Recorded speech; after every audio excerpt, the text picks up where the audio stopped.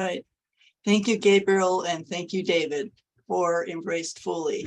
It's one of the most inspiring organizations I have ever worked with.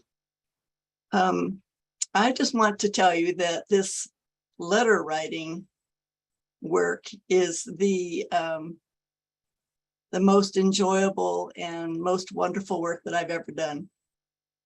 And it's so inspiring. When I'm writing the letters, I just feel the prayers are just coming to me and flowing from me onto the computer. And the letters we get back from the guys and gals are actually very inspiring. So first I wanted to know those at least whose faces we can see or whatever, can you show me how many of you are currently chaplains? Can you raise your hands or, okay. I see a couple. How many of you are currently involved in some kind of letter writing with the fellows? Okay. All right, so there's a few.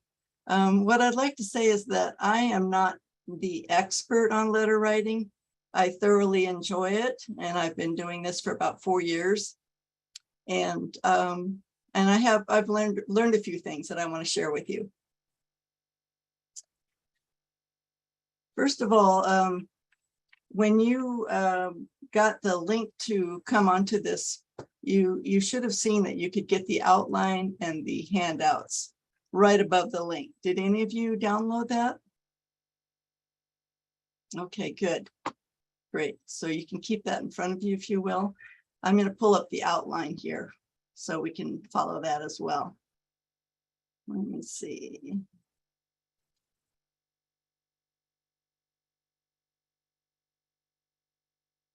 Okay. Can you all see that? Okay, great. Okay.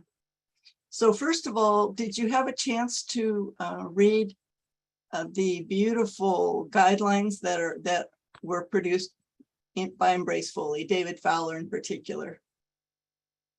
If you didn't, please go to the Embrace Fully website and look for the corresponding chaplain letter writing guidelines. They are beautiful and inspired, and they really get you started with enthusiasm and prayerful support for this work. Those of you that did go to the website, I'm going to ask you a question. Did anybody have a very particular thought or insight from the guidelines that Embrace Fully has? You can raise your hand and let me know if there's one that you wanted to share.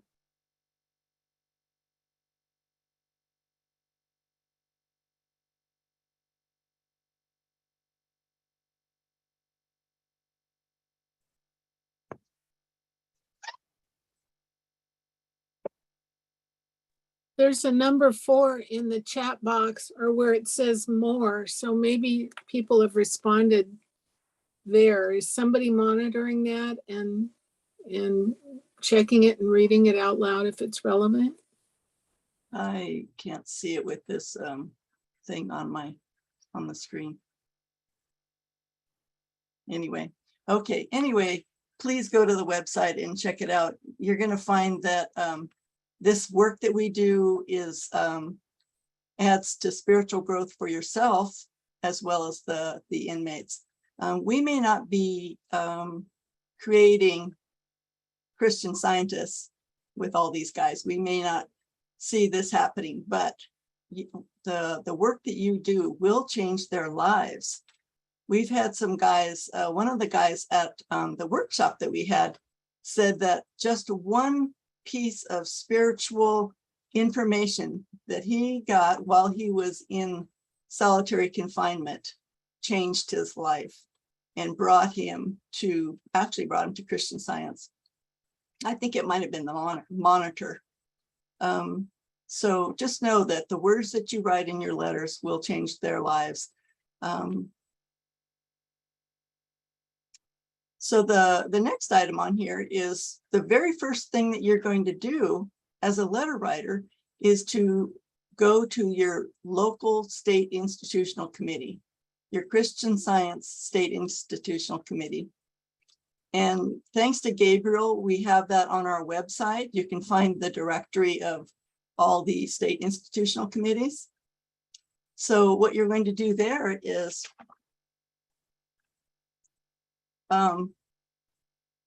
from the state committees, they will offer you procedures that they've written on both in-person and letter writing.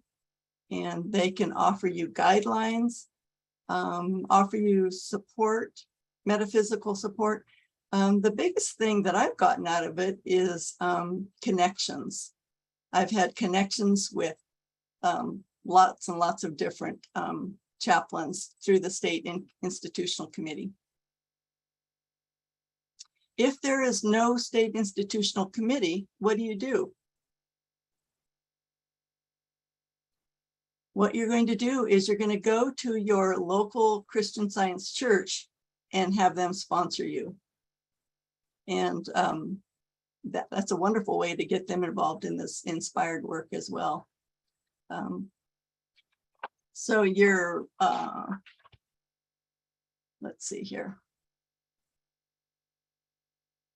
So by being involved with the with your local church, with this chaplain work, your church is going to become inspired and possibly on fire with this kind of work. It's happening in my church. At first, I felt like the church members were basically saying, "Well, you go do that work. That's of your interest." And now more and more, there are individuals that want to know how they can get involved and how they can support this work. I don't know if we have Troy available right now, but if he comes on, I'll have him speak for a moment. What I wanted to say is that in my letter writing experience, I had this one individual, I'll call him Johnny, that I had written to for about 2 years. And he absolutely loved the work, the letters and the materials, Christian Science materials, the Bible lessons. And he started sharing that work, which we encouraged them to do. He started sharing it with his roommate, his cellmate. And the cellmate asked to have a corresponding chaplain. So I started writing to him as well. And this particular guy was at our conference. His name is Lester. And just, I would say a small handful, maybe I was able to write to him about 3 or 4 months. He became on fire with Christian Science. And when he got out of prison, the first thing he did was to find the local Christian Science church. And he's felt thoroughly supported by them, and has attended quite a few of our meetings, our Embrace Fully meetings. So you just don't realize the impact that your letter writing is having on these folks.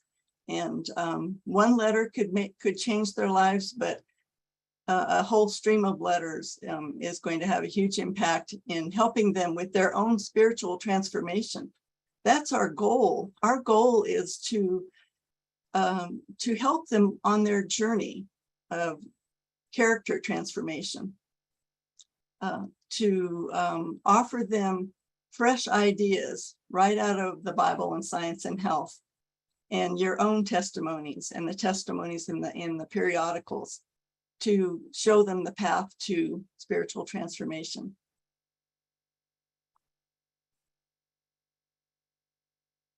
And you have all of the details of this in the longer handout, so you don't have to take notes or anything.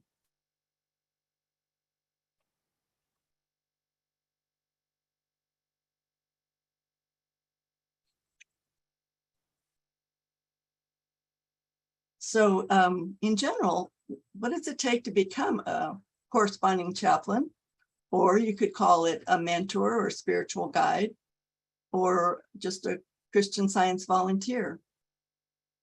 Well, the first thing is it's required that you belong to a branch church, you belong to the mother church, and that you have attended class instruction from a Christian Science teacher. And the most important thing is that you're ready and willing to dedicate the time that's needed for this kind of work. So what do you think it takes to be a mentor or spiritual guide? Do any of you have any ideas on what does it take to be a spiritual mentor for these guys in your letter writing?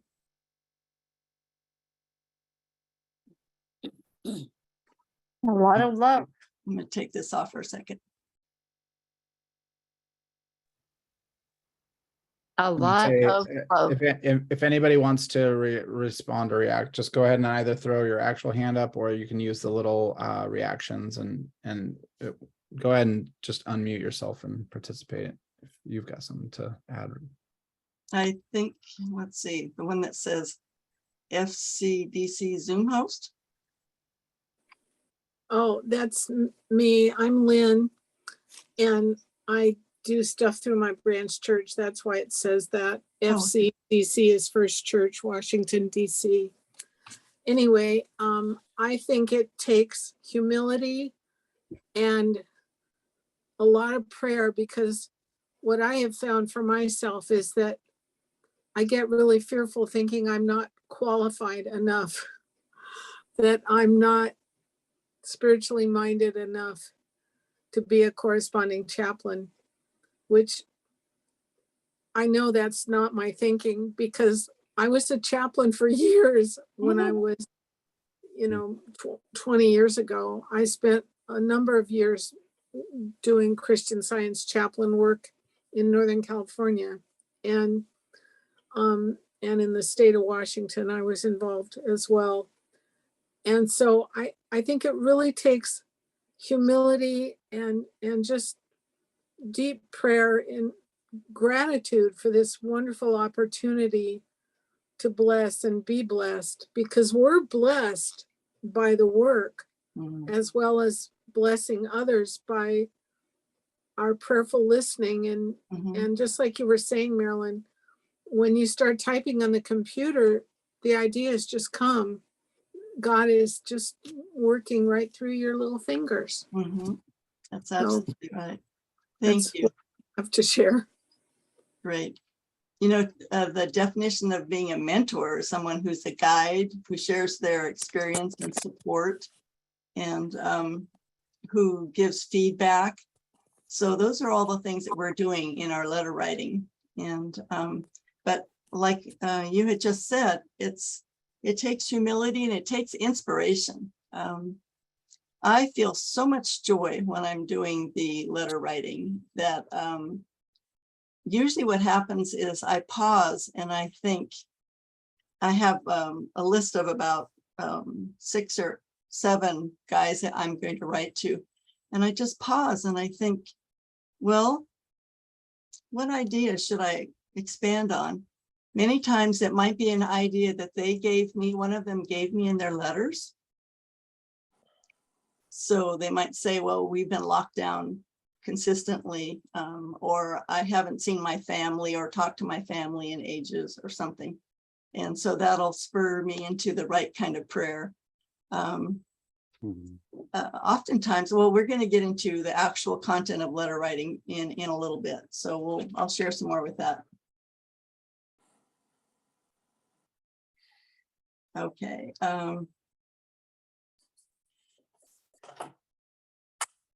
One of the things that happens while you're letter writing is you leave the opportunity out there for you to pray for them. And oftentimes they will reach out in prayer.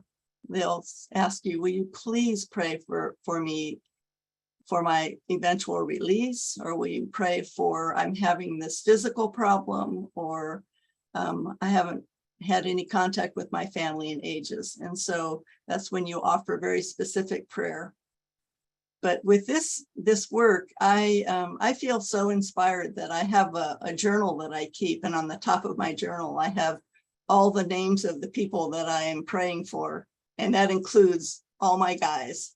So I just in general embrace them in love, and I pray for the correctional officers, and I pray for each and every one of the fellows that I write to know that they are standing in the light, that they are feeling God's love, and that they are somehow moved by the materials that we're sending them.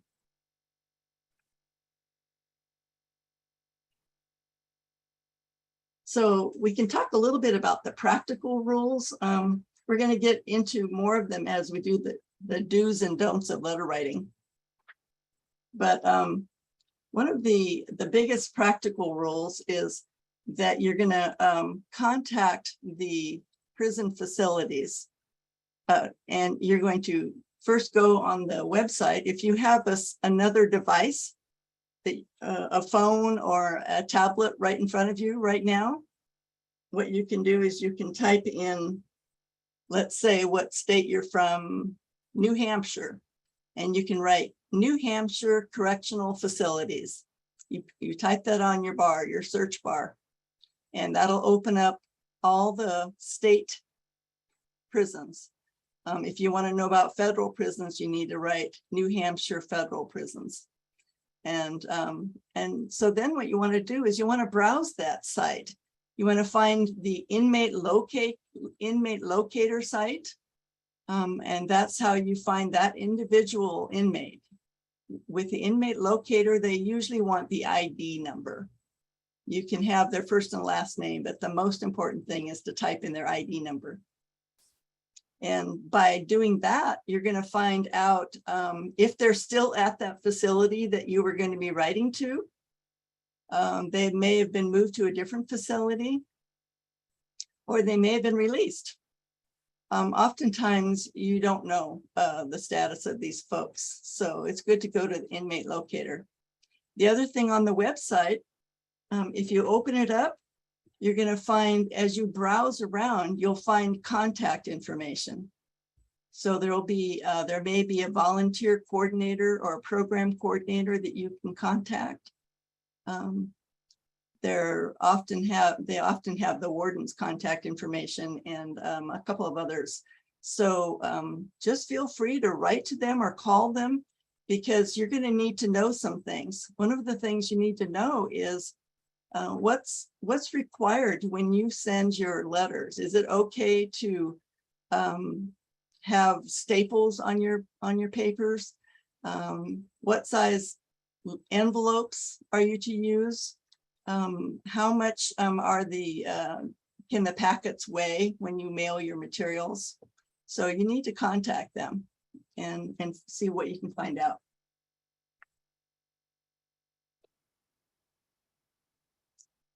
Okay. No, this is all in the notes, right? It is, right. Great, thank you. So I'm going to share a screen here. And we're going to look at a sample letter. So Marilyn, I'd suggest you Zoom, yep, just like you did. And one other thing I wanted to mention, since Marilyn didn't make this kind of explicit, what she's sharing tonight is sort of an amalgamation of research that she's done with talking to state committees from California, as well as Texas, a number of other states that are active in this area. These are sort of all general guidelines and suggestions, and just take it as a starting point, I guess. Anyways, go ahead, Marilyn. Yeah, Gabriel's right. I did contact the major state committees and got their input, and the state of Texas is very involved in prison work and corresponding chaplain writing, as well as the California committee. So I got some really good feedback from them. I also spoke to Brian Abbott, who is our liaison with the Mother Church. And the biggest thing that most of these individuals said from Brian as well as the state committee folks is please go to the prison site on the computer and find out if there are any restrictions with your letter writing. And then the second thing most of them said was check with your state committee. You're going to need to apply to become a chaplain through your state committee if you have one. Otherwise, get the support of your branch church. So this is the advice that all of these folks had told us. So your your introductory letter to these folks is like this one here. And one of the most important things is that you have the institutional committee or the church address on the top, not your personal address. And I would like Susan Anderson, would you read this for us? Would you like to read this letter? Certainly. Dear Johnny, I'm a Christian Science mentor, volunteer chaplain, whichever one you are, through my branch church, and you probably would write First Church of Christ Zionists, Bainbridge Island, where I am. Recently, I learned that you expressed interest in corresponding with someone representing the Christian Science faith. A corresponding mentor or chaplain is assigned. Now, I don't think you'd actually write that. You would probably say, I've been assigned, or you would write in the person's name that has been assigned. Is that right, Marilyn? Not that particular sentence. It's kind of a general statement that a corresponding chaplain has been assigned. Yeah. Okay. Yeah.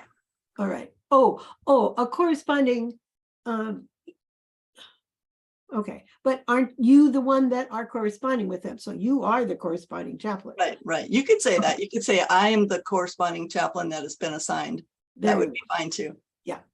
Okay. If you are interested, I would like to exchange letters with you and discover more about you and your interest in Christian Science.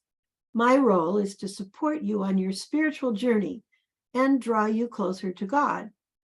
Christian Science is strongly based on the teachings and healings of Christ Jesus and the Sermon on the Mount. The number one theme is that God is love, 1 John 4. You might want to know why one of my titles is mentor. Simply what this means is I have a fairly good knowledge of Christian Science. I've studied it for whatever years, and I have experienced many spiritual healings through prayer alone. Also, I think I can be a good sounding board for your questions and ideas as we explore topics of spirituality together. As I'm sure you're aware, all of our letters mailed to or received are inspected and read by the institution's staff, meaning the prison staff, Right. and are subject to being read by the committee supervising the corresponding chaplain. Enclosed is a Bible lesson and a Sentinel. It probably should say Christian Science Sentinel periodical or the Christian Science Monitor. If you would like to receive these Christian Science materials on an ongoing basis, please let me know and I'll be delighted to do so. You can write me at ... Very good. Thank you. Thank you, Susan. Can I make one other comment? Yes, please do. I'm wondering if it's really important to say a number of years you've studied Christian Science. I mean, because if you've only studied it for 2 or 3 years, but you really love it and you want to do this work, I don't think it matters how many years. I think you're right. That's just my comment from the letter. Yeah, that's a good comment. Besides, I wouldn't want to tell them how many. Yeah, what we're trying to do is establish that you're a mentor and that you're qualified to express the ideas of Christian Science. I would think you'd word it in the way that you would, you get the ideas across in your own words. Absolutely. And that's why this is just a sample. Yeah. When you look at the, I'm going to take this off now.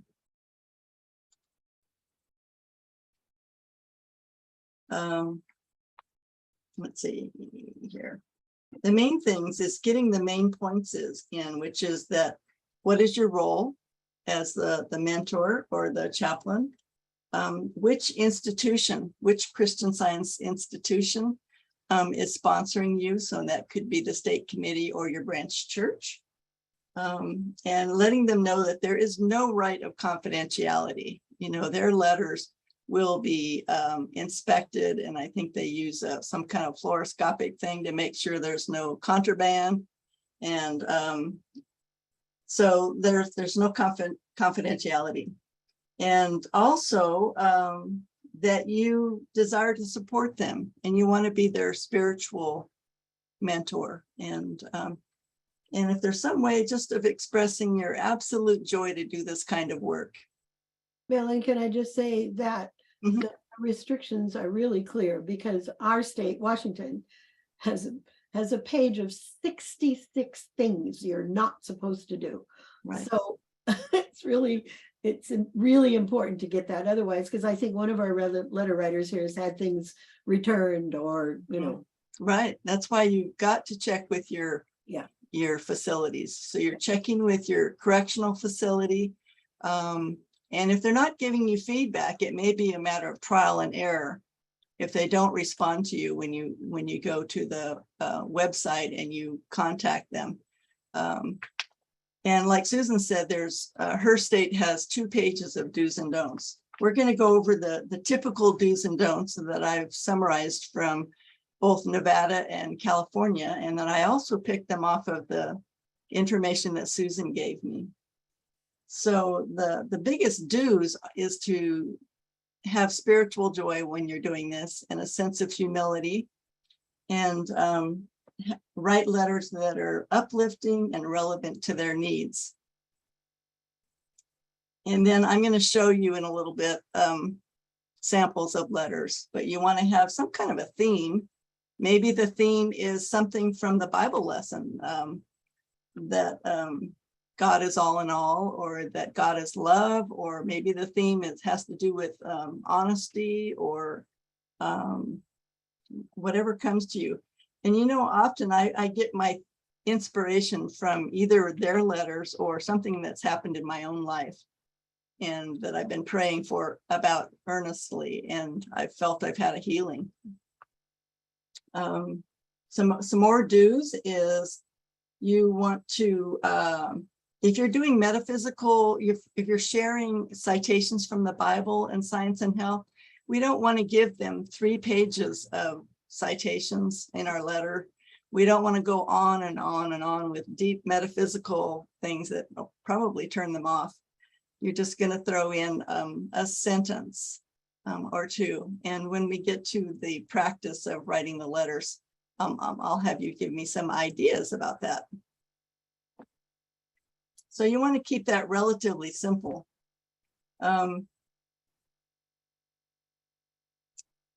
Lynn, you Yeah. mentioned that we could pray for people if they ask specifically. Lynn Mondahano raised the question in the chat box. Does that overlap or interfere in any way with a practitioner praying for them? Or Lynn, do you want to chirp? Or do you want to speak up and clarify exactly what you were asking? Well, go ahead. we use the word pray, but we also talk about giving treatment. And if you're a Christian Science practitioner, you would be giving a treatment. Mm-hmm. Right. Oftentimes you are the practitioner for these individuals. They usually don't have any other contact with a Christian Scientist. So you are, in a sense, their practitioner. If they've asked for specific prayerful treatment on an issue, then you give them very specific Christian Science treatment and you share your ideas with them. But in general, you can also just do general prayers, just like you would with a family member, just to pray to know that they are blessed for the day, that they are receptive to God's love and to the truth. So you can do daily general prayers, and you can also do a very specific Christian Science treatment if they ask for it. Thank you. Yeah, you bet. Let's see, what are some of these others? Can I just say something? I would highly recommend we stay away from the words treatment. And I mean, they understand words like prayer very, very easily. When you get into things like Christian Science treatment, it sounds like they're not, well, they don't know what that is to start with. I would stay away from anything that would be confusing. Prayer is certainly simple and understandable. Right. Yeah, David, I don't think I've ever used the word treatment, Christian Science treatment, when I've offered prayer in person and letter writing, because like David said, I don't think they really understand. They think that of the medical model when you say treatment. Mhm. So, but we know what we're talking about, and we know very specific treatment is countering whatever the lies and the claims are, and to pouring in the truth with lots of love. That would just be in our own mind, what we, Yeah, but you can put it in writing. You can put some of it in writing to share with them the process that you went through. So I had one guy who he had been receiving my letters for about 1.5 years, and he had not asked for specific prayerful treatment, but he had been reading and studying the lessons and the letters and the periodicals. And he said one night he developed severe pain in his abdomen, and it was late at night, and he couldn't go to whatever their medical facility is. He couldn't get help from anybody. And he just paused for a moment, and he thought of one line from the Bible lesson. And he realized that this experience, this painful experience he was having, couldn't touch him, and it wasn't really real. It was no part of him. And he had a quick healing. So he healed himself through, the materials that we had sent him, and the fact that he felt uplifted by the support. So that was pretty wonderful. Some of the other do's is that when you send a letter, typically you want it just to be a page or two, and you want to use a size 10 envelope. That's the typical envelope, or you want to use a 9x12 if you're sending a whole packet. What you don't, you also need to check with your facility to know the weight of the packets. I think in Washington it's very restricted how many ounces you can do, right? But in Nevada and California, you can send up to 13 ounces, which is a lot. It's 3 lessons, Bible lessons, a Sentinel periodical, and a monitor. So you can send them a lot of information, and it's still only about 8 or 9 ounces. And the other thing that I've learned over time is it's wise to get the Bible lessons printed on both sides, 2-sided, so then it's a lot less weight. Speaking of that, in California and in Texas, I know how it works in California. The California State Institution has special permission to for us to use their bulk Bible lessons, so that then we can print them as many as we need to, and we let the California institution know, and then we can send them off. David, do you have any experience with other states or what have you? Or Susan, do you know? We do. We also have, it's a reduced price subscription you have with the Publishing Society. Okay. And also, depending on, we send, I can't remember how many hundreds of monitor subscriptions, and we get a reduced rate because of how many we send. We give hundreds. Yeah, good. It's the main source of funds. So I think the rule of thumb is the mother church doesn't want you to take your e-Bible lesson and then do multiple copies for these folks. They want you to use the subscription that they have through their state institution.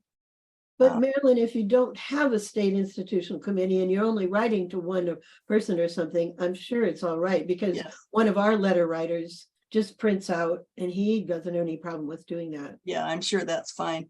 I don't know, maybe this is a question for Brian Abbott, our liaison with the Mother Church, for if you need to copy more than a couple from your e-Bible lesson. What's the appropriate process for that? All right. I mentioned already, make sure that you invite them to share your materials with their cellmates or their dorm mates. And just feel free to share the wealth there. Let's see.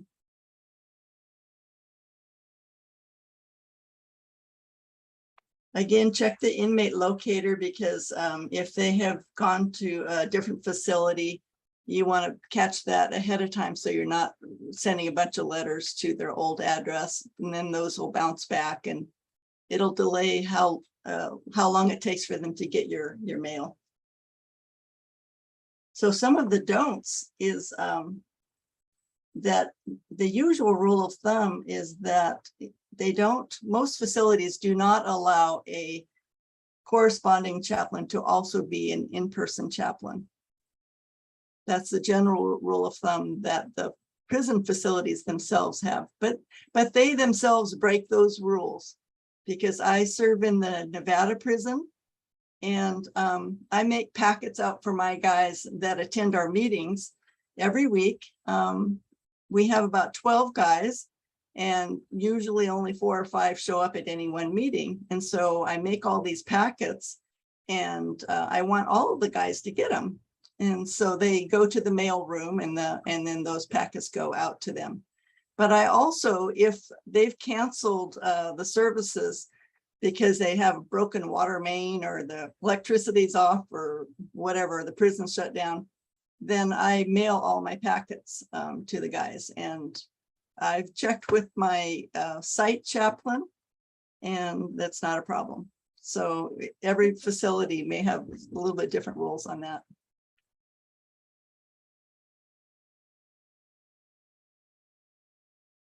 Okay, so in general, they don't want you to use paper clips or metal fasteners or any kind of metal in your letters. No sticky notes or glitter or perfume or anything like that. One time I did send a sticky note to an individual because very last minute, I wanted to remind them of something. And the inmate wrote back as quickly as he could, "Do not do that. That's a big no-no." And he was reprimanded, and so he shared that with me. Some facilities do not allow cut or torn pages. So, and the reason you need to know that is if your church members are saving their used periodicals for you, and instead of crossing out the name and address on the periodicals, they cut them out. Some facilities will reject those periodicals. They don't want any cut or torn pages. So Marilyn, yes, one other thing, if you're getting, because I send, I don't know, a bunch of monitors to one of the prisons at Staples or one of those, stationery, you can get a stamp that you put on the address to eliminate it. And that is the best thing. It's much better than, yes. If you're gathering literature from your church, have them do nothing to it. Just you use the stamp on it. Yes, yes. Thank you, Susan, because that's what I do. And then in fact, I have a couple of stamps here that I will stamp the California Institutional Committee address on all the literature that I am sending out to them. Ooh, that's good. Or my local prison guys are not really going through the state committee, and so I put the church's PO box on there, because some of these guys in Nevada are going to be coming out soon, and I want them to know that there is a church in Reno and that they're more than welcome to attend. And so they've got the mailing address there. So that's Marilyn, the best. Yeah. one of my colleagues just asked if the rules are different in juvenile facilities from adult penal institutions? I think that you can be in one state and you can have different rules for all the different facilities. Yeah, so it could be very different, juvenile versus adult. That's why you need to check with them. If you're close enough to go in and talk to a resource manager, that might work, but otherwise you need to do it all online, phone calls or checking online. What's acceptable. Deborah, did you want to say something? Really quickly, it may not be true in other places, but in Illinois, I check every single mailroom in the prison. It's the mailroom people that decide. They're the gatekeepers. Mm. And most of them will not let us use even ink stamps. Any stickers are completely out. And Oh. no green ink. There's some kind of drug that loves green ink, so it can't Oh. use green ink. Oh. It's been very helpful to just make a call, talk to the people in the mailroom. Oh, thank you. This is in Illinois. Again, Yeah. you're so right. You said a couple minutes ago, every institution is different, and it was Right. really true. Yeah, I it's appreciate you helpful. saying that, Deborah, because that's one group of people that I have not talked to, but you're right. In the mailroom, it depends upon who's working there, number one, but also what are their general rules. They do rip open all the packages and I've seen them actually. There was a guy at the Nevada prison. He opened up packages and packets and he was thumbing through them and reading them and That's right. scanning them and yeah. Mm. So Yeah. check with the mailroom. I appreciate that, Deborah. I never thought of that. Oh, okay. Recently on online, there was a discussion. Some of you might have seen it.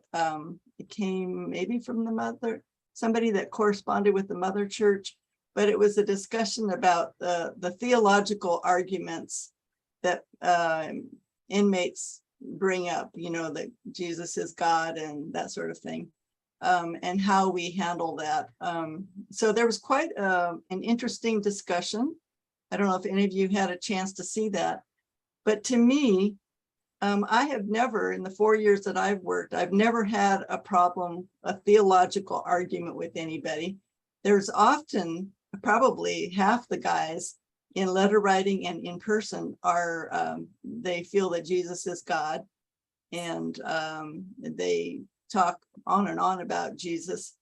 And I just welcome it. I say, we love Jesus too, and we follow his teachings closely, and we really stick closely to the Sermon on the Mount from Jesus. And so I just avoid the theological arguments altogether. There's no point in it.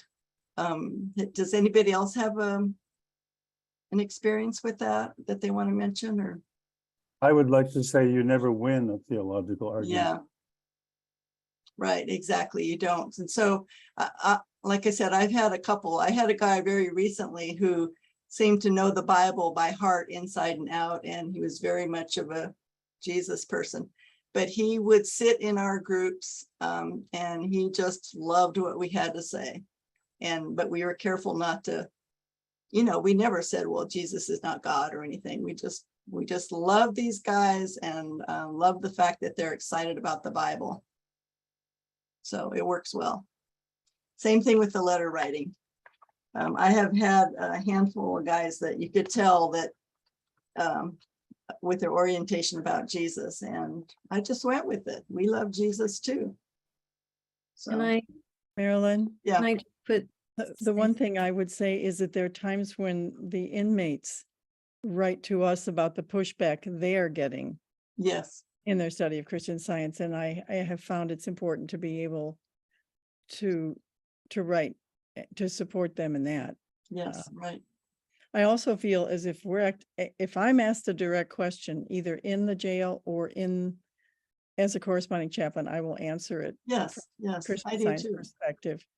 And I have invited them to think about to whom Jesus was praying Mm-hmm. when he was praying all night, Mm-hmm. and just to have them think about that the most important commandment is love of God and love of each other, and that our spiritual journeys teach us what we need to know. Right. But Beautiful. I never punt. If they Yeah. ask a direct question, I'll. Right. Do you Yeah, feel we that do way too. too? Yes, I've had that experience, especially in person. With letter writing, you can think carefully and pray about it and write the right response. I see somebody else had their hand up. Yeah, that's me. I think in this work, there's no pat answers. And part of the work and prayer is that you'll know what to say that needs to be said in the moment Right. that's divinely inspired. It's good to think about the questions and be prepared, but you probably already have the answers in your own heart. Mhm. And the way to communicate them comes from that place of love, Right. given the context that you're in at the moment. But I think part of what we're doing is having enough faith in God, as this work is compelled by God, to feel that we'll have the resources that we need for the moment. And that includes intelligent responses to sincere questions. Absolutely. Thank you, Trinka. And it does come to you because you're prayed up and you love what you do. We love Christian Science. We love the truths of it. So your answers will come to you when you're asked. But like David said, there's no point in getting into a theological argument because you won't win. But I feel that a lot of the guys who are very much into Jesus as God, they keep coming to our sessions or they keep writing back to me. And so they're getting something out of the materials that I'm sending and the letters. Otherwise, they wouldn't keep writing, and they appreciate the support. So I was just going to pause right here and share a part of a letter that I got from a guy recently.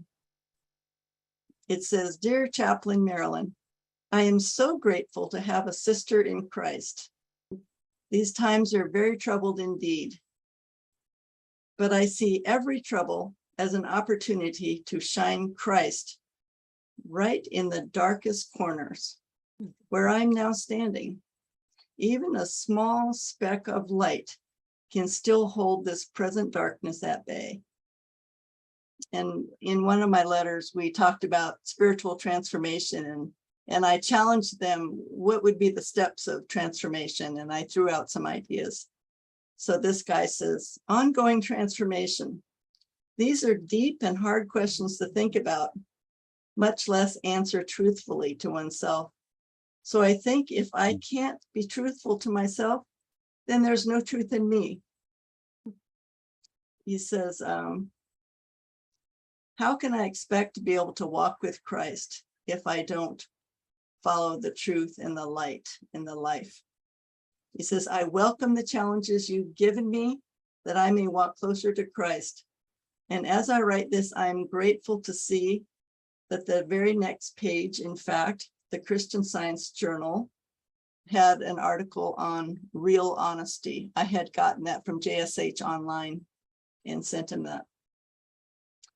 He said, I'm very grateful for Mrs. Eddy and Christian Science and for the truth that we do not err in all the shameful things that religion has done to condemn us and keep the masses in line. They're wrong. Keeping spiritual growth, and they've kept us from spiritual growth and stunted and stagnant and so forth. These are his ideas. Truly, he said, I want to take each question that I pose to him and share what he thinks it takes to be on the spiritual journey towards transformation. And he goes on. But anyway, that's an example of one of the guys in their letters. They very frequently say that they're so grateful to have a sister or a brother in Christ, someone who is sharing the truth with them, and someone who's taking the time to help pick them up from where they're at, shine the light in those dark places. Marilyn, can I ask a question? Yeah. I wondered how many people are absolutely new to this who have joined us tonight. Oh, that's lovely. Oh. Because one of the things I was thinking is sometimes one feels reluctant because you think, well, I don't know anything about what goes on in prison. And I realized that I haven't been a letter writer. I've been working inside the prison. I've never had an ounce of fear or trepidation or judgment at all, because what you're going with is this great love for Christian Science, and that's what matters. Your great love for God. And one of the folks, Joy, here, her husband, when he started working, went into a prison one time and thought, what am I going to say? What do I do? And then one of the guys came up to him, and all he said to this man was something like, so how are you doing? And the man broke out in tears because he said, nobody's really asked me that. No. So the fact that you're just there and even offering to listen to them. And I think one of the things I've learned by being involved with Embrace Fully for almost from the pretty near the beginning, I think, is that I've learned more about what goes on in prison, mostly from the interviews that David has had on the first Thursday of the month. And yes, it's really valuable to know. I mean, here's a list of things that one of the courses, many of these, like there's 30 courses: wellness, victim impact, victim awareness, turning point, survivors, recovering from racism, parenting, insight, gang awareness, domestic violence, confronting criminal thinking, centering, well, anger management.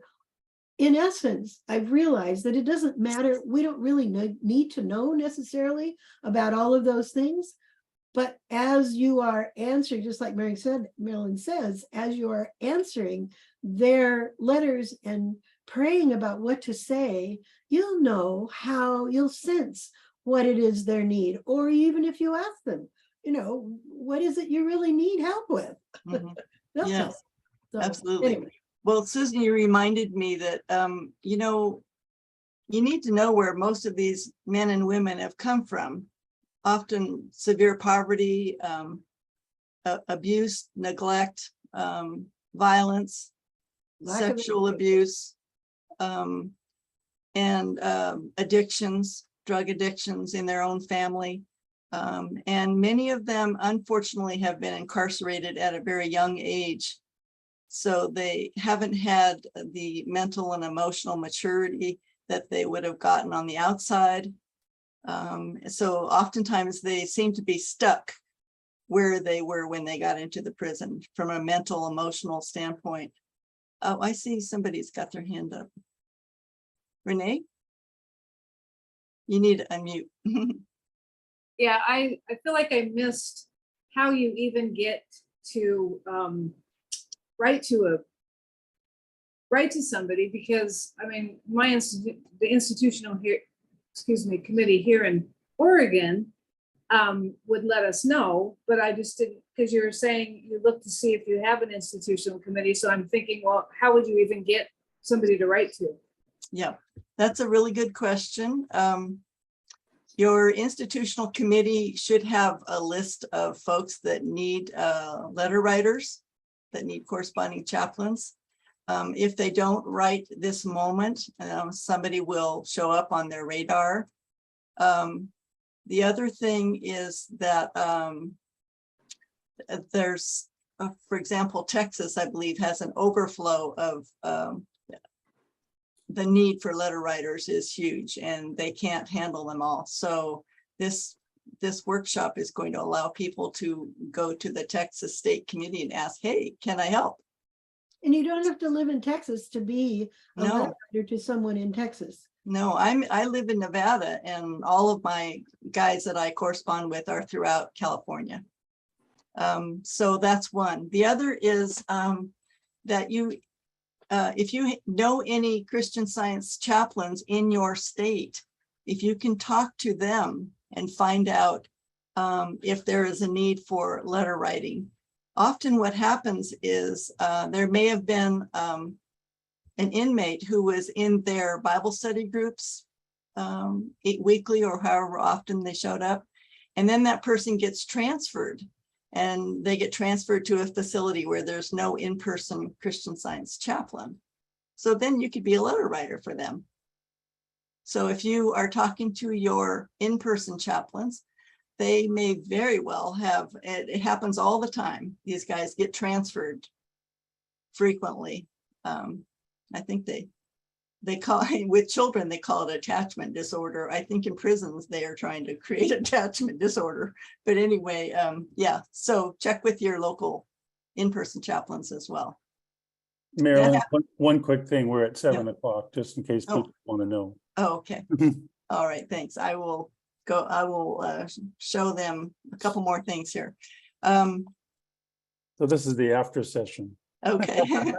I was going to tell you, I had a guy that I was seeing myself in person in Nevada, and then he was transferred very quickly to another facility in Nevada where there's no chaplain, in-person chaplain. And so now I'm his corresponding chaplain. So that's how it works. Okay. One of the things is that make sure that you find out if what phase of incarceration your folks are in. Are they in pre-parole or pre-release? Pre-parole means that they may have a date, let's say 2 years from now, they have a date that they're going to be having a parole hearing, right? And or they've had the parole hearing and now they've been told that they will have a release 6 months later or whatever. So if you know what phase they're in, then you can adjust your letter writing accordingly. One of the big things to do is encourage guys, let's say they have 2 years left or maybe a year left before they're released, as far as they know. Make sure they sign up for a pre-release program. There's one called PrEP that we're working with to see if we can be involved with through Sister Mary. But each prison has some kind of a pre-release program. Find out what it is and make sure that your folks sign up for that to be prepared for release. And let's see. One thing that is brand new is the use of iPads, or I'm not iPads, tablets or JPay systems, that sort of thing. This is brand new in the prisons. It's happening in Texas and in California, probably in some other states, Washington. So in Texas, apparently, when you are a letter writer and you write to an individual, they are converting your letter to an electronic letter, so it goes to the inmate's tablet. That's what I was told by Bob Woodard. So it's a brand new area for us. I think we're all learning. One thing, I had 2 guys who had it's called a Getting Out app.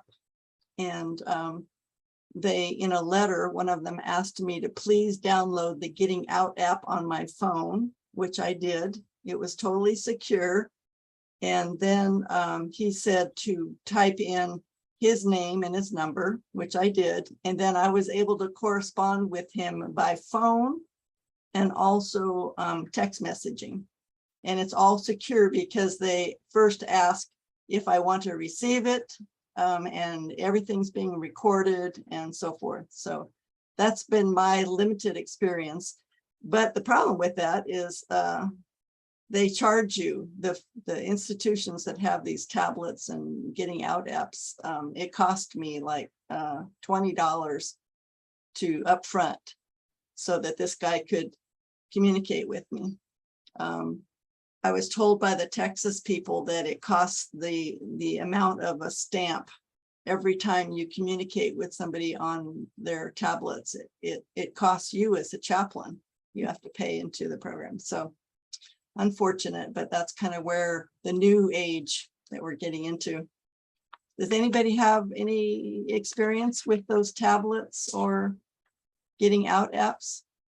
My name is Cynthia, and I just had an experience. Can you hear me okay? Yeah.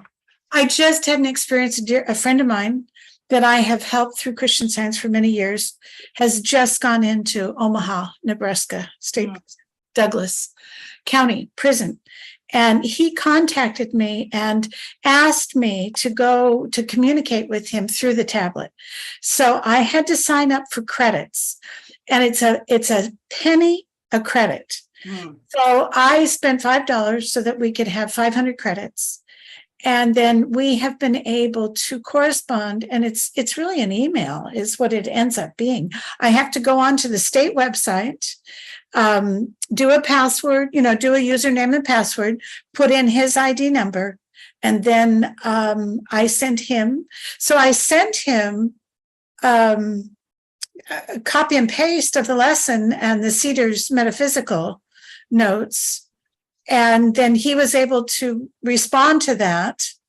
And we've been corresponding through that methodology, through that system. That was my question to you. How is this going to change the corresponding chaplain activity if it's so much more immediate, but it's going to cost us, right? I put in $5 in order to do that. Right. That's my understanding, is it's going to cost us. And I don't know the answer to that. I think we're going to be learning as we go. David, do you have any idea of how this is going to happen? I don't have any, but I'm just looking here. John Moore had some ideas on that. I don't know. And something I'll just throw in is, if you have a local state committee, like California, for example, they have a system for reimbursing expenses that you incur as a chaplain. I was just going to cover that from Yeah, so that's one of the big benefits of having a local state committee, as well as being part of that type of organization, or thinking about starting one and having churches support this work. Think about the money you would spend on stamps and buying supplies, a physical paper envelope and a piece of paper and paper and all of that.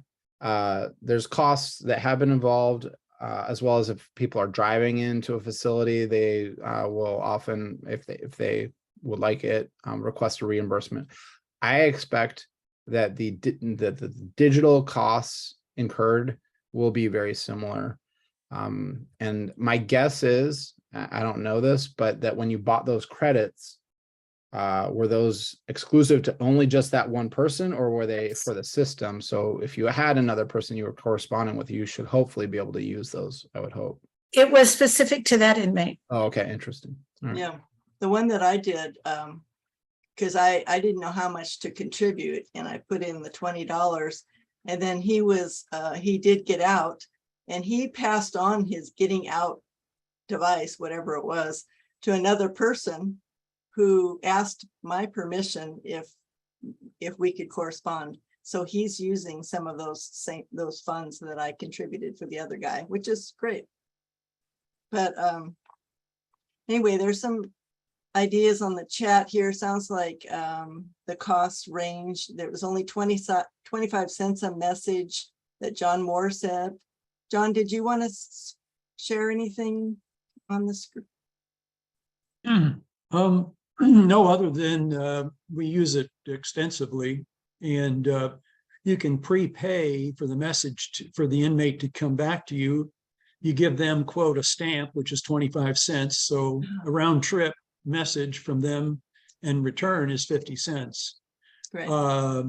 It's no, now the limitation is that with the JPay Securus e-message system, is that it's only text. You can't send a Word file. You can't put any kind of formatting in there. It's just raw text with carriage returns. So, right. But that you can handle a lot of stuff that way, and then you can also obviously send them an envelope of, on the side. But that allows you to get through to them really quickly and resolve a lot of simple things. it's really tough. And I found it's almost impossible for them to reply because of the limited amount of money they have in prison. You know, sending them an envelope, a self-addressed stamped envelope can be a challenge because in Oklahoma, you can't send them a self-addressed stamped envelope directly. You have to send it to the chaplain, Oh. and then the chaplain has to give it to them. Mm. So it's tough to get, our experience has been, it's been really tough to do any kind of correspondence because of the cost to the inmates. Wow. One thing I'll say is that the Principal Foundation has a grant maker. It's been Jeff Harbin in the past, and currently it's Jen at the Principal Foundation who's standing in for Jeff right now. And that person will, at the Principal Foundation, if it's somebody who is a student of Christian Science and has been I think studying for, is it David, at least 6 months? 3 Something like months that. is what I was told. If they've been studying Christian Science at least 6 months, they can write a direct letter of request to the Principal Foundation for financial assistance that can be used for things like this directly. So that might still involve a little bit of cost up front to initiate those conversations, but like long term, there are definitely people who are very happy to be helping this. One other little detail I'll just mention, because I was just at the actual U.S. Post Office just the other day, was that they raised the prices again on forever stamps. So like one stamp now is like what, 60 or 70 cents, something like that. It's a lot. So even though 50 cents round trip sounds like a lot, it actually might still be cheaper than one physical letter sent in. I think it's 66 cents. Okay, that sounds about right. Yeah. I think Trinka had her But hand. I'm sure that will raise in a few weeks. Yeah, I did have my hand up. I found the transition from snail mail to JPay extremely welcome, because it is more like email communication, and so it's more conversational than and more frequent, and so the communication can get deeper. There also, through JPay, is some method of being able to have Zoom calls with the inmates. I have not chosen to do that because you're treated as a visitor. You have to sign up to be to get the status of being one of his visitors to Zoom. But and that would prevent some, if I ever wanted to be a worker, it might present some complications. Nevertheless, if you don't want to try to be a worker and you want to speak to them face to face, I think the opportunity is becoming available. And I think that's pretty exciting. I mean, we may even be able to do services online. And I mean, the digital age opening up, I think, could open up some really good opportunities for access to the inmates that we don't currently have. And for people who don't want to go into the prisons to be able to still participate through online.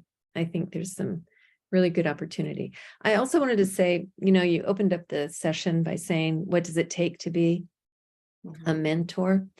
And I think it just really takes a willing heart. All the rest follows from that desire, the willing heart to be sharing this gift of Christian Science with people who are in great need. And the rest of it, especially with this new support system I've embraced fully, the rest, and institutional committees, the state institutional committees with experienced people, the rest of it falls into place. A lot of what we've talked about can make it sound intimidating and complicated, but it really isn't. It really, when it gets down to it, this activity is about you communicating to a seeker of truth. And that's the basic fundamental interaction that's going to happen here, and is why it's such a blessing to both participants. Thank you, Trinka. Well said. Marilyn, I had one other thought, and it just came to mind at the moment. If you're near a prison that nobody's going to and nobody's writing and there isn't anybody asking for Christian Science, this is one of the other workshops that David's planning, is how to get in. And the thought that came to me was, if you find out who the chaplain is or the religious advisor, whatever they're called, at your prison, and either ask to go see him or email or have a phone call conversation to say, I'm available as a Christian Scientist, and I would love to offer the opportunity if somebody wants to know more about it. If they don't know anything about Christian Science, well, guess what? You can bring them a monitor, you can bring them a sentinel, you can mail him and say, this is what it's about. You can send him Science and Health and say, the monitor is probably one of the very best ambassadors. We send 50 subscriptions and I mail another 50 to one of the prisons in Washington State. So it suddenly thought that the chaplain might be a good avenue for talking to them. Yes, you're right. If we want to get into these prisons, it's can be a work of art, but talking to the chaplain, the institutional chaplain or religious director, if you can. The other person is, if they have a program coordinator. In California, they have program coordinators, and those individuals are very helpful and can tell you some of the steps that you need to take in order to get in the prison. So there are avenues. I was just going to tell you a quick story about an experience I had recently. Another Christian Science chaplain and I have been writing to a couple of inmates in a medical facility in California. And these two guys that we have been writing to have been asking for in-person chaplains. And so I was so inspired from the conference that we had at Embrace Fully that I just decided I was going to act on this. I had asked the state committee earlier if we could get an in-person chaplain. The pandemic hit and this and that. So anyway, I wrote letters to all the churches surrounding this medical facility, which is a prison, but it's a medical facility. I wrote to the Christian Science churches, and I wrote to a few practitioners. And within 2 days, and this was a lot of prayer that went into it, within 2 days, I got an answer. A guy at the local Christian Science church, he has been a reader for 3 years, and he's coming off the readership, and he was praying to know what to do next. And then he got the letter that I wrote, and he said, that's what I'm going to do next. And then a couple of months after that, there was another individual who happened to move from one area of California to the very same church. And he said, hey, I want to be an in-person chaplain too. So it was prayer and it was writing letters. And now we've got a couple of in-person chaplains for these guys we've been writing to. And once they go in, then the letter writers will stop and the in-person chaplains will take over. All right, so what do you want to do from here? Do you want to see the sample letters, or do you want to ask questions, or? You got some questions. Okay, Quick question. yeah. Hi, Heather here. I have sent an email already to Heather Tice, who's the new executive secretary for California institution, but the requirements that I read that they have, one of the requirements is that we not reveal the name of the inmate when we're reporting to our local committee.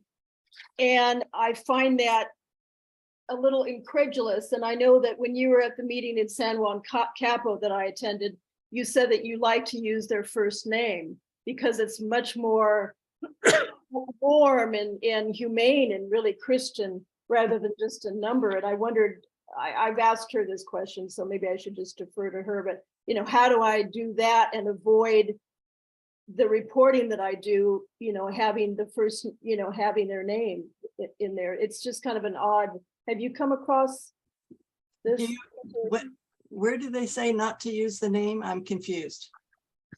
It's in, it's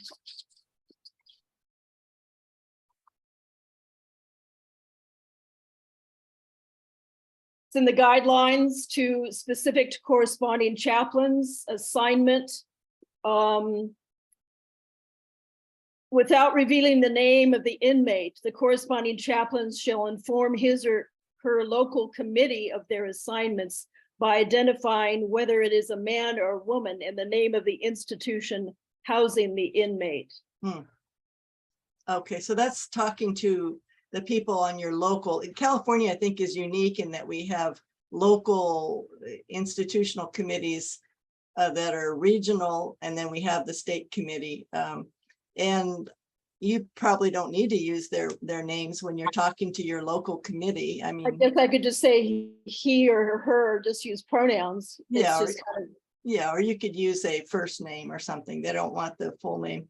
But when you're letter writing, what I found is that you put their name throughout the letter, their first name. You know, you say, "Dear Bobby, I hope you're feeling God's love for you today." And then you do a Bible verse and you say, "Bobby, I want you to feel the experience of walking with God as we review this Bible verse," or whatever. So use their name throughout the letter, and then they feel like that the message is really centered to them. I mean, just like when you're talking to a Sunday school student, you say, you take a Bible verse and you personalize it, you put your name in there. Yeah. And then you feel it. So it's the same thing with your letters. You put their name in there so they can feel that Bible verse or the verse from Science and Health really speaking to them. well, I guess that Just remember, you have to put their name in there or they won't get the letter. I think what she's talking about is reporting about the Yeah, letter. I understand. correspondence. And all you'd have to say is an inmate or. right, or, right. you know, Yeah. I'll just circumvent it somehow. Yeah, sometimes I thought just, it was an odd requirement. yeah. And I would just say about that, a lot of the things that are listed as requirements are usually listed that way for a reason. That being said, over the 10 years that David and I worked with Light in Prison with the California State Institutional Committee, they completely rewrote their entire guidelines, like at least twice, and made a bunch of other minor revisions. So if there's something that feels just odd, I would just gently, friendly, have a chat about it and just ask, what's the reason for this? What's the rationale? Yeah. I think anytime that we are posting something publicly somewhere, I mean, that's where probably using with permission name, of a person is a very good idea. I'm not posting things that would be considered confidential or not permission to do. But if you're communicating with your local committee about what you're doing, I mean, I think it's, my opinion is it's totally fine to say, oh yeah, I was corresponding with this individual at this, facility. A lot of times, what is the role of a local committee? It's to support you in this work, right? It's like, it's not to try to make your life worse. That's how I feel. Yeah. Right. Looks like Thank you. Carolyn has her hand up. I have a question for you, Marilyn, and I'll put my picture up here, I think. In the beginning of this session, you mentioned that other members of your church had become interested, and that made me smile. So I was wondering if you had any how-tos. This is obviously you put a whole lot of prayer into it and love, but do you see any specific thing that you have said or done that have inspired people?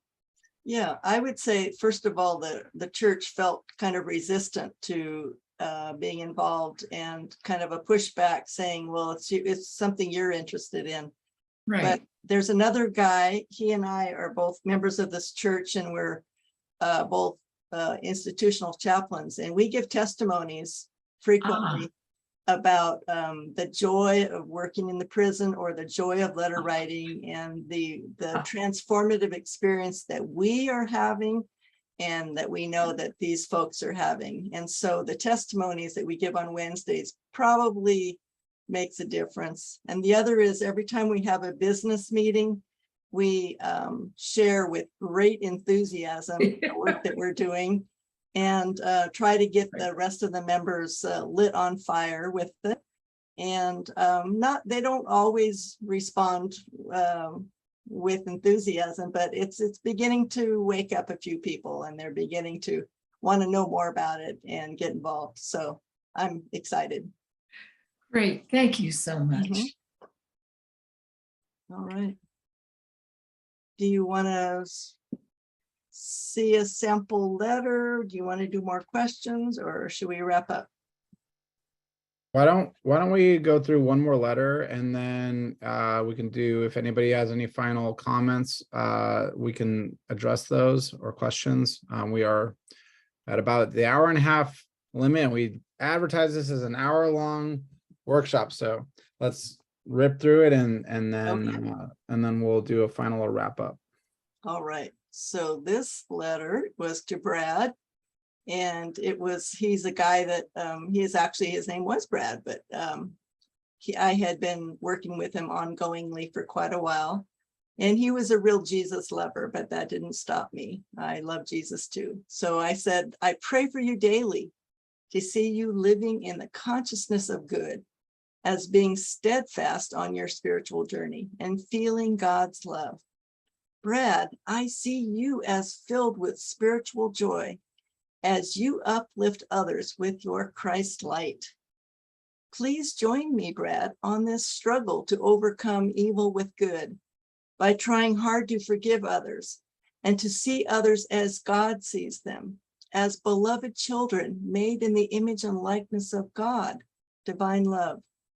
When asked how many times we should forgive another person, Jesus said 70 times 7. See Matthew 18. That's a lot of forgiving of ourselves and others. In the Lord's Prayer, it says, forgive us our debts or trespasses as we forgive our debtors. We are forgiven as we forgive others. As Mary Baker Eddy says in the spiritual interpretation of this line, love is reflected in love. What I'm experiencing, what I'm learning in my own experience, is that there is less to forgive when I see the other person from God's perspective as being the beloved child of God. This can be extremely difficult, but healing takes place in our own thoughts. And we find we can love even those who have injured us. Forgiving does not mean that we condone or agree with the evil or ugly behaviors of others, but we strive to see the true nature of each person underneath all the ugliness. In a way, forgiveness is as much for me or you as it is the other person. It brings us peace, peace of mind, and a greater sense of love. When we love one another, we feel God's love for us, for God is love. And then please write to me and share how you're working on the challenge of forgiving. So that's his assignment, is to tell me how he's working on that. And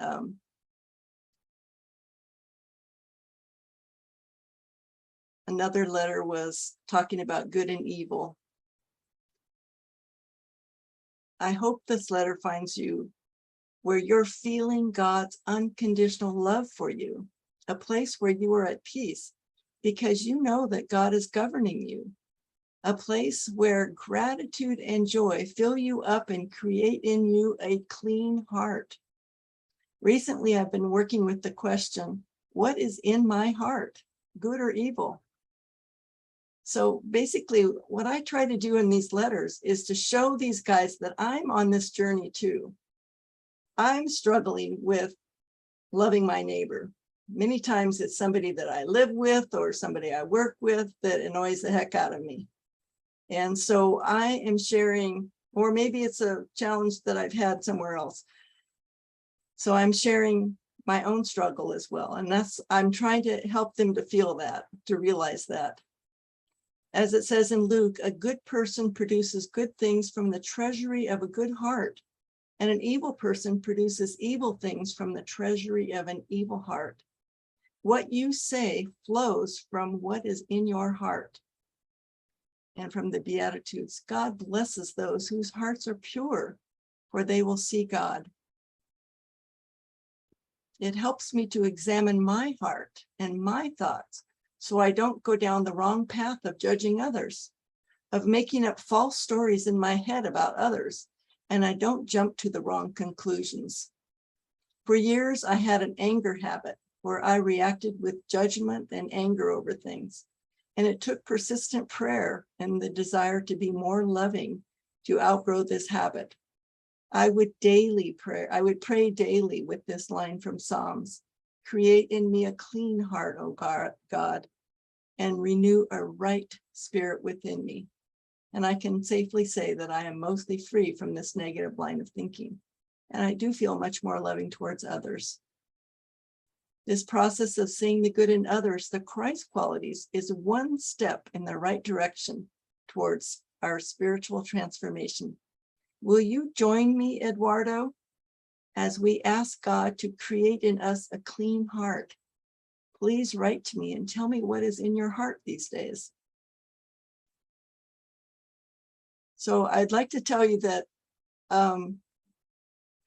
I receive, don't be discouraged if you don't hear back from these guys, because I may get one letter a month from a guy who is very diligent about writing, or I may not hear from them for 3 months or 6 months. But I don't stop writing, because I have had guys that write to me and say that they had a lot of awful things going on in their life, and they so greatly appreciated the ongoing letters and materials that I sent them, even though they didn't respond, and they apologized for not responding sooner. But I say, don't give up. Just keep writing and keep sharing the love. And you don't know how much you're blessing them, but you are. How often did you tell us, Marilyn, that you write to each inmate that you work with? I write twice a month. So I send a packet so that they get their weekly lessons. I send like 2 or 3 packets at a time with the Bible lessons and sentinels and so forth. I'll stop screen sharing here. And yeah, 2 or 3 times, twice a week or twice a month is what I do. Some people write once a month, some people write weekly, but twice a month seems to work well. Thank you. Mm-hmm. Any questions or comments or anything? Just a giant thank you for all your work. Mm-hmm. You're welcome. And your Yes. beautiful example. Yes, thank you very much, Marilyn. Yeah. Excellent. So, Bravo. Bien hecho. so I have a question. Who here is inspired to take the next step? And yeah, and do you have that picture? And I'll just reiterate one thing that Marilyn led off with, which is you have local resources and in your state committees. Get to know them. It's not like a weird arcane thing. It's like literally just people who are like interested in doing this work. And even if they have a lot of requirements or rules, just see if you can work through that. Also, Marilyn has been just a wonderful resource in this. So if you have a specific question, feel free to reach out to her or to David and myself. One of the big things just to emphasize, because we talked a lot about kind of this letter writing process, on embracefully.org on our website, there's a resources tab on the top with a link to forms. On that is the application form that if you're talking to somebody who's on the inside and you're like, I feel like you are somebody I would consider to be a student of Christian Science, and I would kind of vouch for that a little bit, you can have them fill out that application form. I'll post the link to it right now in the chat, just so you've got it. That form, once the inmate fills that out and sends it in, we get a scan of that. And then we kind of run it through our process for approval and put them into our database. Once they're there, if they have a release date, we will actually start working to build an angel team for them if they've been accepted. And that's a whole nother process. And if, again, for everybody who's new to Embrace Fully, you should be receiving, if you're on our email list, a monthly invite to our angel team workshops. And feel free to just come. You can also invite friends to learn about what that process of creating angel teams is like, what it involves, and what to expect. The whole goal of those angel teams is to help people sort of land in a supportive environment instead of just out on their own trying to figure it all out. So I have a question, Gabe, about this form. mhm. I'm looking at it on my desktop computer. It says Embrace Fully program application for returning community members. Do they fill this out only if they're in the middle of getting out, or they fill it out if they want to have a chaplain write to them? I'm confused about when. So this is a form, once they've established contact with a chaplain, you as the letter writing chaplain, once you felt they were ready, and if they sort of had been studying Christian Science, hopefully at least 6 months, would suggest to them, if you would like some support from a group of Christian Scientists on the ground once you come out, fill out this application. There's a lot of detailed questions in that application, and we try to dive fairly deep into where they're at in their character journey.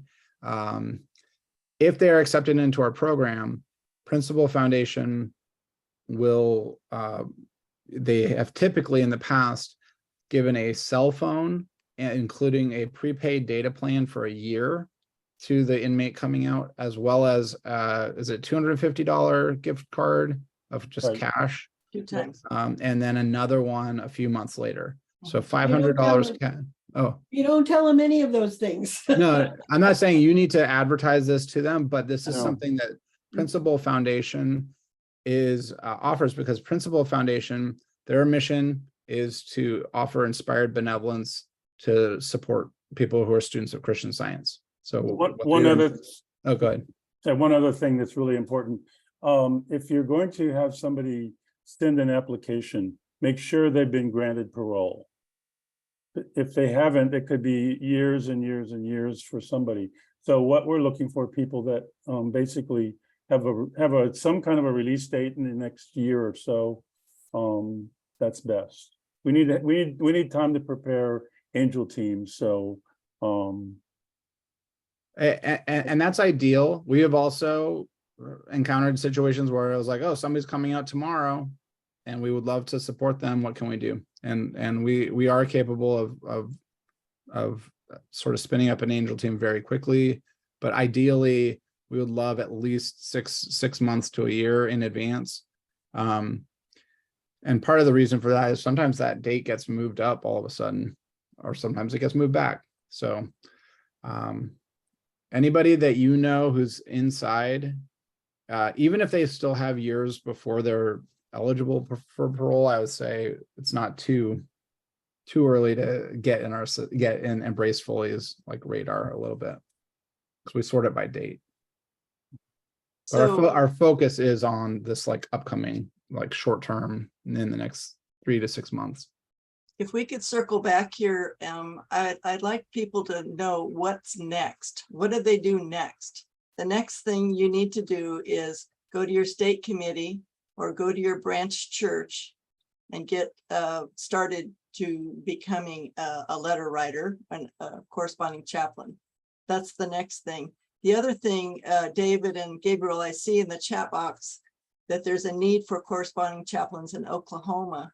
So I'm thinking if people can contact you, David and Gabriel, as to what the needs are, then you guys can let these other, the interested letter writers, prospective letter writers know who Yeah, they well, can contact, yep. right? And it looks like John actually included his email directly in the chat. So if you're like, okay, I'm on fire about this, sign me up, go ahead and email him directly and just Yeah, say, yes. hey, I was at the meeting. I'd love to get started. Mhm. What do we got?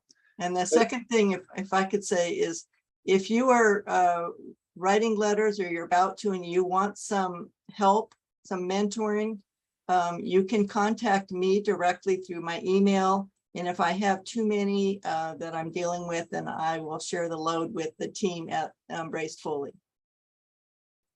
Okay. And Wonderful. John Moore had his hand up for a while.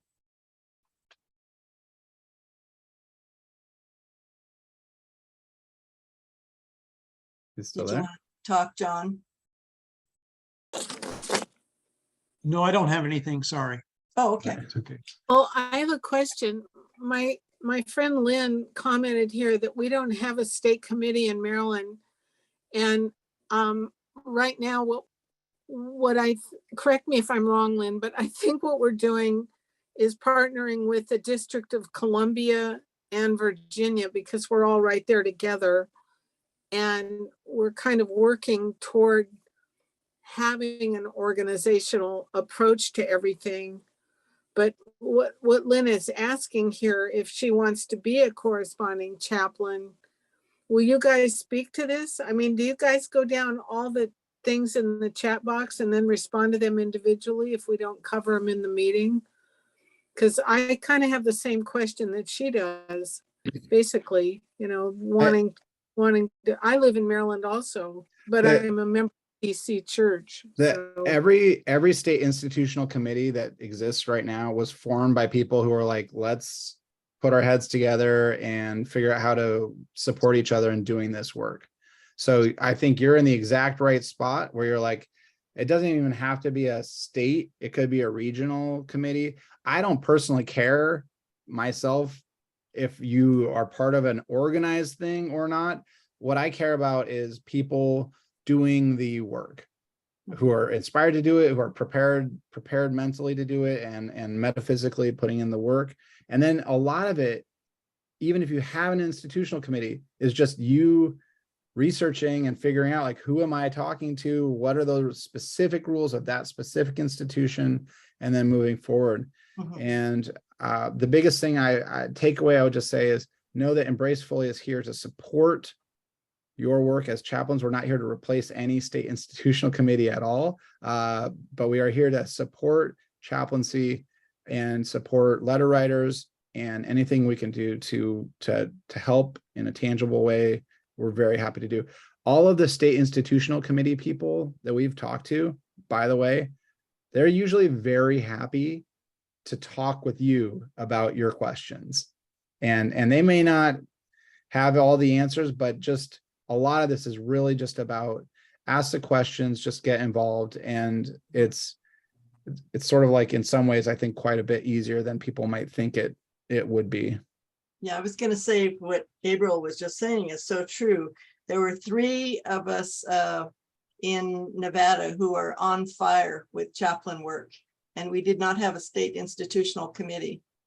And so we went to the California group because they've been organized for a long time. And we said, we want to be part of your institutional committee.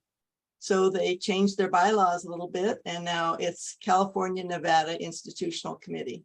So those opportunities are there. Just if you're on fire with this work, the right avenues will open up for you. And the other thing I'll just say is, besides just trying to organize chaplain work across, in the area, and like a decent amount, I think, of the things that are useful to have that institutional committee is if your state is like, well, whose authority are you coming in under? Right. And you're like, well, this, and you could even just say my churches.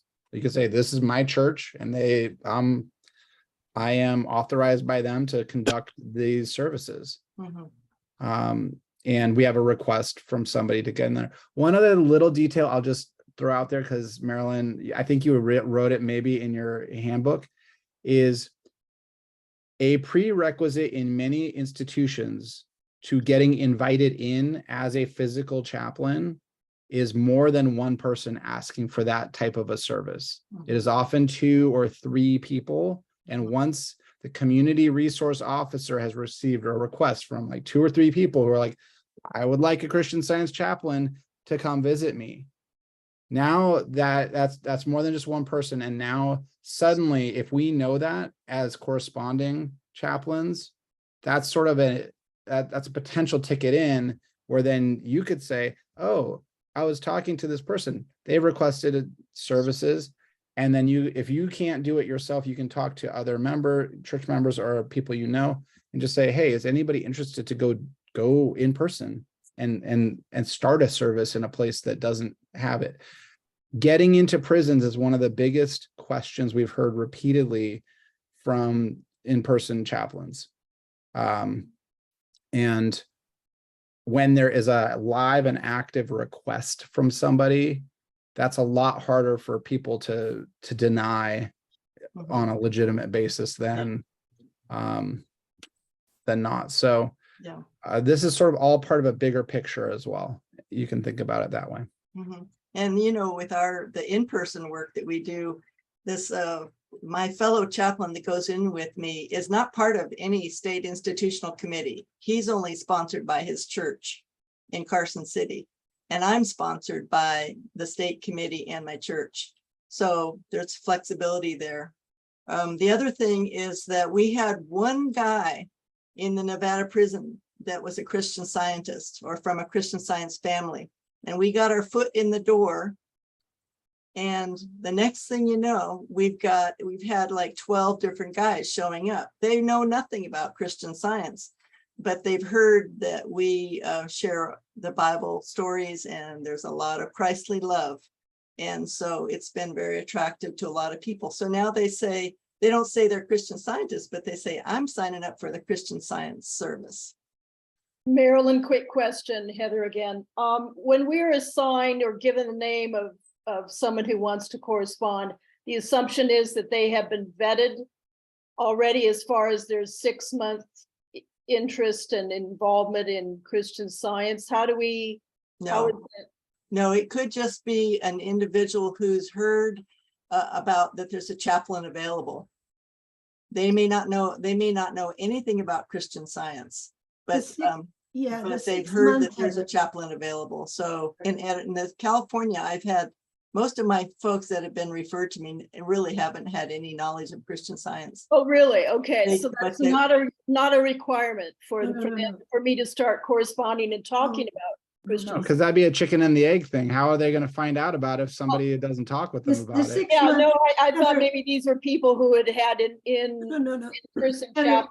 The 6 months has to do with where that was jumping way ahead from when somebody's ready to be released and they want to apply to the Principal Foundation for support.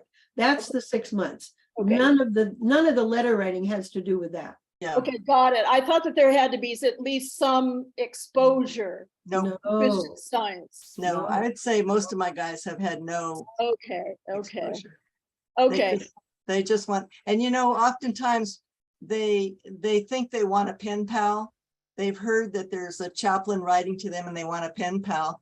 And you just say up front, you're not a pen pal, but you're more than happy to share all these other wonderful spiritual truths. Got it.